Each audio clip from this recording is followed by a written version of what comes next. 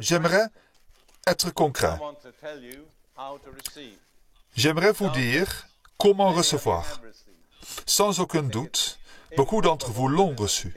Je crois qu'il est peu probable que dans un rassemblement de cette ampleur, vous l'ayez tous reçu. Non seulement je le dis pour ceux qui n'ont pas reçu, bien que je vous ai en premier lieu en esprit, mais je parle aussi pour vous donner un modèle, pour instruire les gens pour recevoir le Saint-Esprit.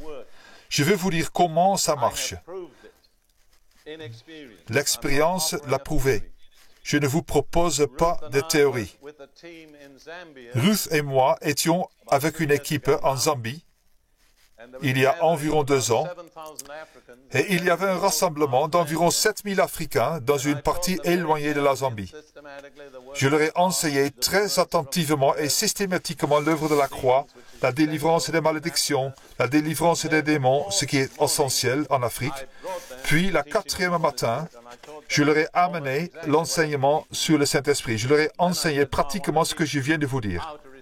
Je leur ai dit alors, je vais maintenant vous enseigner comment le recevoir. Et quand je les ai amenés à ce sujet, j'ai dit, à partir de maintenant, je ne veux plus que vous disiez un seul mot dans votre propre langue, mais seulement dans un autre langage. Il y a eu une pause d'environ 1 minute, et puis un homme a commencé à parler dans une nouvelle langue. Et dans les 30 secondes qui ont suivi, je pense qu'au moins 4000 personnes ont reçu le baptême dans le Saint-Esprit en même temps. J'ai multiplié cela, pas à la même échelle, dans de nombreux endroits. J'étais dans une église catholique en Autriche, il y a de cela quelque temps. Le prêtre catholique m'avait invité pour parler aux gens du baptême et du parler en langue. Quand vous avez le prêtre à votre côté dans l'église catholique, vous ne pouvez pas perdre. Je veux dire que vous êtes comme le prophète Élie. Alors, je leur ai dit ce que je viens de vous dire. Il y avait environ 900 personnes dans l'église. Quand j'ai dit « Qui veut recevoir ?», au moins 500 personnes sont venues devant. Je leur ai donné des instructions simples et elles se sont mises à parler en langue. Et ensuite chanter en langue. Je vous le dis, ce beau bâtiment de pierre et de marbre a entendu des sons qui n'avaient jamais été entendus auparavant dans cet endroit. Quelle merveilleuse vision! 500 personnes nouvellement baptisées dans le Saint-Esprit, adorant le Seigneur, chantant en langue. Vous voyez, une fois que vous libérez les catholiques, vous ne pouvez plus les arrêter. Vous ne savez pas où ils vont s'arrêter. C'est bon? Cette doctrine est saine, tout cela, tant cela vient de l'autorité de l'Église catholique, c'est bon. Il y a beaucoup à dire là-dessus, mais cela pourrait également poser des problèmes. J'aimerais vous dire encore une chose très importante. Le signe distinctif du baptême dans le Saint-Esprit, c'est le parler en langue.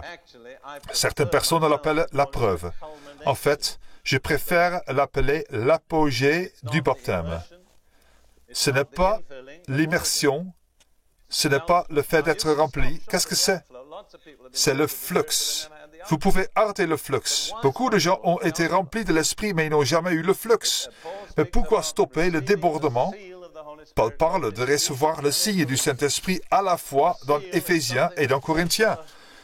Un signe est quelque chose qui est placé sur un objet, peu importe lequel, un paquet ou autre chose, qui le marque visiblement.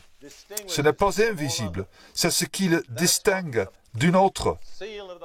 C'est que c'est le signe du Saint-Esprit.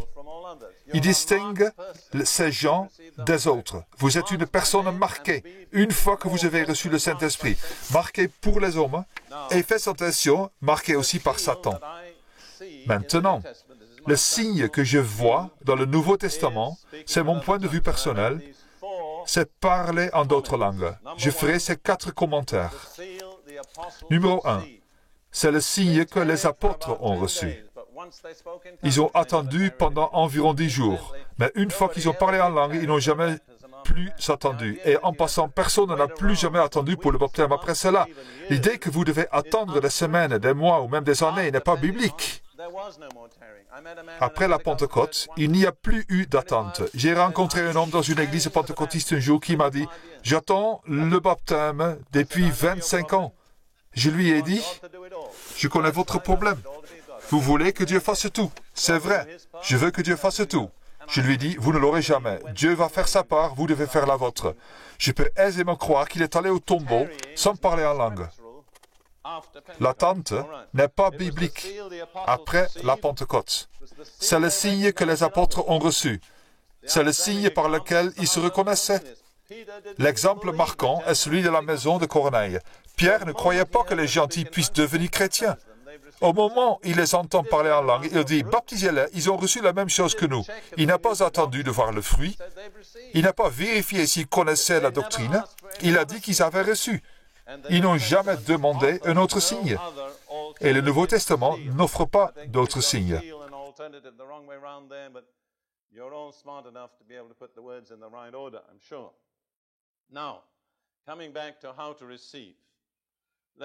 Revenons à comment recevoir. Regardons tout d'abord dans Luc, chapitre 11, versets 11 jusqu'à 13. Ce sont des paroles d'encouragement. Jésus parle. Il dit, « Quel est parmi vous le père qui donnera une pierre à son fils s'il lui demande du pain? Ou s'il demande un poisson, lui donnera-t-il un serpent au lieu d'un poisson? Ou s'il demande un œuf, lui donnera-t-il un scorpion? » En essence, il dit qu'une père qui a un enfant qui lui demande quelque chose de bon ne lui donnera jamais quelque chose de mauvais. Il applique ensuite cela à notre Père Céleste. Il dit, « Si donc, méchants comme vous êtes, vous savez donner de bonnes choses à vos enfants, à combien plus forte raison le Père Céleste donnera-t-il le Saint-Esprit à ceux qui le lui demandent? » Vous voyez? J'ai entendu des chrétiens dire qu'il n'était pas biblique de demander le Saint-Esprit. Mais Jésus dit que si vous êtes un enfant de Dieu, né de nouveau, alors vous avez le droit de demander le Saint-Esprit. Et il nous donne la responsabilité de le faire. Souvenez-vous que si vous êtes un enfant de Dieu, né de nouveau, et que vous venez à Dieu, votre Père, à travers Jésus le Fils, le seul chemin, si vous demandez quelque chose de bon et de biblique, vous ne recevrez jamais quelque chose de mauvais. C'est votre garantie. Mais c'est vous qui avez la responsabilité de demander. Puis, les étapes pour recevoir, nous nous tournons vers Jean 7 et nous lirons 3 versets, 37 jusqu'à 38-9. Le dernier jour, le grand jour de la fête, je pense que c'est le fête de Tabernacle, Jésus, se tenant debout, s'écria, « Si quelqu'un a soif, qu'il vienne à moi et qu'il boive.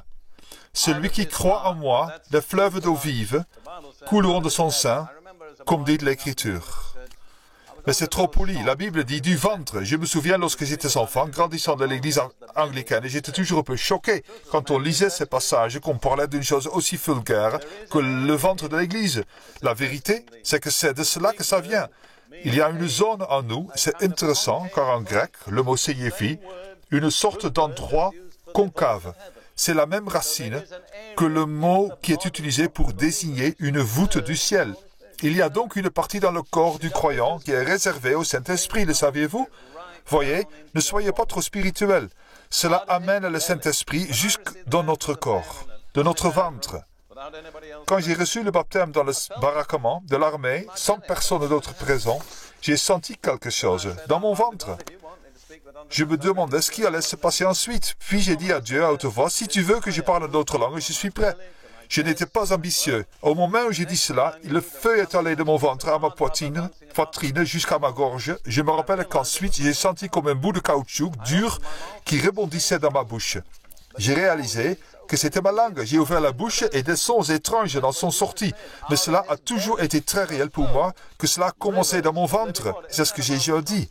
Des fleuves d'eau vive jailliront de son sein. N'est-ce pas une merveilleuse transformation?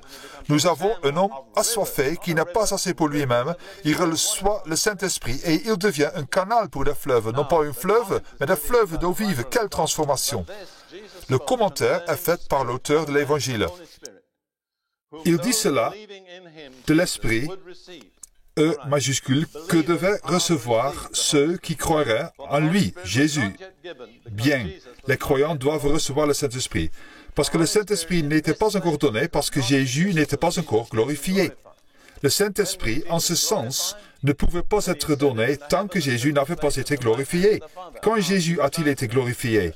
Quand il est monté au ciel et qu'il a pris sa place à la droite du Père. Si vous revenez à Acte 2, très rapidement, vous verrez que Pierre résume ce qui arrive le jour de la Pentecôte au verset 32-33, acte 2. C'est ce Jésus que Dieu a ressuscité. Nous en sommes tous témoins. Élevé par la droite de Dieu, il a été glorifié, il a reçu du Père le Saint-Esprit qui avait été promis, et il a répandu, comme vous le voyez et l'entendez. Ainsi, le Christ glorifié a reçu du Père le don du Saint-Esprit et l'a déversé sur les disciples avec pour résultat, remarquez bien, quelque chose qui peut être vu et entendu. Ce n'était pas juste une expérience interne invisible, c'était une expérience qui a eu un impact sur leur corps et leur sens.